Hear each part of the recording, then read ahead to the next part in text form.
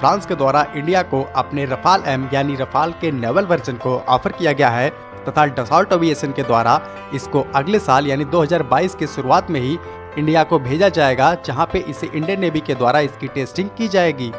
जैसा कि Indian navy के द्वारा कैरियर बेस्ड फाइटर के लिए टेंडर को निकाला गया है, जिसमें 57 फाइटर जेट को खरीदा जाएगा, जिसमें से अमेरिका का F-18 सुपर हॉर्नेट तथा रफाल एम को डसॉल्ट के द्वारा ऑफर किया गया है। Rafale M Rafale fighter jet का ही एक नवल वर्जन है, जिसे एयरक्राफ्ट कैरियर से ऑपरेट किया जाता है।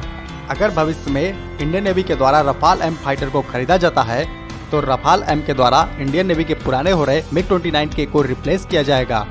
अभी इंडियन नेवी के सर्विस में एकमात्र एयरक्राफ्ट कैरियर INS विक्रमादित्य है, इसमें से रशियन मेड MiG-29K को ऑपरेट किया जाता है। हमारा दूसरा एयरक्राफ्ट कैरियर जो है INS विक्रांत, जो अभी अपने सी ट्रायल के अंतिम फेज में है, जिसका सी ट्रायल कंप्लीट होने के बाद इसे इंडियन नेवी में कमीशन किया जाएगा। इंडियन नेवी के द्वारा ऑपरेट किया जाने वाला MiG-29K फाइटर जेट काफी पुराना हो गया है तथा इसमें बार बार टेक्निकल इशू आते रहते हैं, इसीलिए इंडियन आर्मी इसे रिटायर करना चाहती है तथा इसको नए फाइटर से रिप्लेस करना चाहती है। INS विक्रमादित्य तथा INS विक्रांत से ऑपरेट करने के लिए F-18 सुपर हॉर्नेट तथा रफाल एम दोनों एक बेटर ऑप्शन हो सकते हैं, लेकिन इंडियन आर्मी के द्वारा किसको लिया जाएगा अभी ये तय नहीं किया गया है। लेकिन इंडियन एयरफोर्स पहले से ही रफाल को ऑपरेट करती है, इसीलिए ये चांस ज्यादा है कि इंडियन नेवी के द्वारा रफाल एम फाइटर को ही खरीदा जा सकता है। तो आइए जानते हैं कि रफाल एम क्या एक बेटर ऑप्शन इंडियन नेवी के लिए हो सकता है और इसकी कैपेबिलिटी क्या क्या है। Rafale M Rafale fighter jet का ही एक नवल वर्जन है, जिसे एयरक्राफ्ट कैरियर से ऑपरेट किया जाता है। इसमें टोटल 13 हार्ड पॉइंट्स लगे होते हैं, जिनमें ये 9,500 kg तक के वेपन्स को कैरी कर सकता है। रफाल में काफी एडवांस AESR रडार लगा हुआ है, जो 200 किलोमीटर दूर से ही किसी भी टारगेट को डिटेक्ट कर सकता है।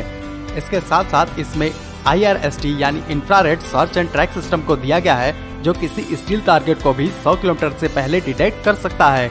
इलेक्ट्रॉनिक वारफेयर के लिए इसमें स्पेक्ट्रा इलेक्ट्रॉनिक वारफेयर सूट को दिया गया है, जिसे दुनिया के सबसे बेहतरीन इलेक्ट्रॉनिक वारफेयर सूट में गिना जाता है। इसके साथ ये बड़ी बड़ी रिफिलिंग भी करने में सक्षम है, यानी एक फाइटर के द्वारा दूसरे फाइटर में फ्यूल ट्रांसफर किया जा सकता है। बात करेंगे इसके वेपन्स की, तो ये 9,500 kg के वेपन्स को कैरी कर सकता है, जिसमें माइका तथा मेटियो जैसी एयर टू एयर मिसाइल तथा स्टॉर्म शैडो जैसी एयर टू ग्राउंड मिसाइल तथा एंटीशिप मिसाइल के तौर पे ये एक्सोसाइट मिसाइल को इस्तेमाल करती है, जिसकी ऑपरेशनल रेंज 70 किलोमीटर से लेकर 200 किलोमीटर तक है तथा इसकी maximum speed 1148 kilometre per hour की है। अब हम बात करेंगे पाकिस्तानी नेवी और चाइनीज नेवी की। अगर इंडियन नेवी के द्वारा रफाल एम फाइटर को सिलेक्ट किया जाता है तो क्या ये चाइनीज नेवी और पाकिस्तानी नेवी के ऊपर एक ईज दिला सकता है।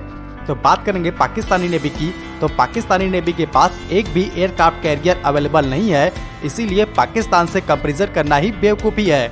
वहीं पे बात करें चाइना की, तो चाइनीज नेवी के सर्विस में 2 एयरक्राफ्ट कैरियर हैं, जिसमें से वो J-15 एयरक्राफ्ट को ऑपरेट करता है, जो टेक्नोलॉजी के मामले में रफाल एम से काफ़ी इंफीरियर हैं। रफाल एम की हम क्या बात करें, वो तो हमारे पुराने हो रहे MiG-29K से भी काफ़ी इंफीरियर हैं। कुल मिला के देखा जाए तो रफाल एम इंडियन नेवी के लिए एक बेस्ट चॉइस हो सकती है, क्योंकि इंडियन एयरफोर्स के द्वारा भी रफाल को ऑपरेट किया जाता है। इसीलिए अगर इंडियन नेवी इसको सेलेक्ट करती है तो ये काफ़ी अच्छा होगा कि इंडियन एयरफोर्स और इंडियन नेवी सेम फाइटर को ऑपरेट करती हैं। जय हिंद।